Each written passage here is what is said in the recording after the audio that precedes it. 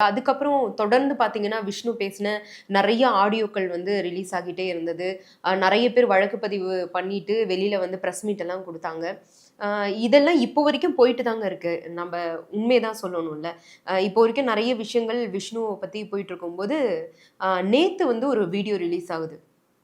அந்த வீடியோ எப்படி ரிலீஸ் ஆயிருக்கு? அந்த விஷயத்த நம்ம முதல்ல பார்க்கலாம். அ ஆக்சுவலி நீங்க ஸ்ரீ விஷ்ணு குமார் அப்படின்னு போய் Instagramல சர்ச் பண்ணீங்கன்னா, கண்டிப்பா உங்களுக்கு கிடைக்காது. ஏன்னா, இதுக்கு முன்னாடி என்பி ஸ்ரீ விஷ்ணு குமார் அப்படின்னு தான் அவரோட பேஜ் பேர் இருந்தது. ஆக்சுவலி இந்த விஷயம் வெளியில வந்தவுடனே நானும் போய் சர்ச் பண்ணி பார்த்தேன். அதனால நான் சொல்றேன்.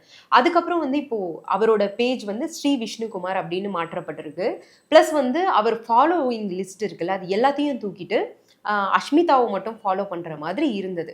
அந்த வீடியோக்குள்ள என்ன நடந்துச்சுன்றத முதல்ல பார்க்கலாம். அ விஷ்ணு வந்து ஒரு சோஃபாக்கு கீழ உட்கார்ந்துட்டு இருக்காரு. அவர சுத்தி ஒரு 4, 5 பேரோட குரல் மட்டும் கேட்டுட்டே இருக்கு. அவங்க வந்து சொல்றாங்க, "உனக்கு எதுக்கு இந்த பொழப்பு?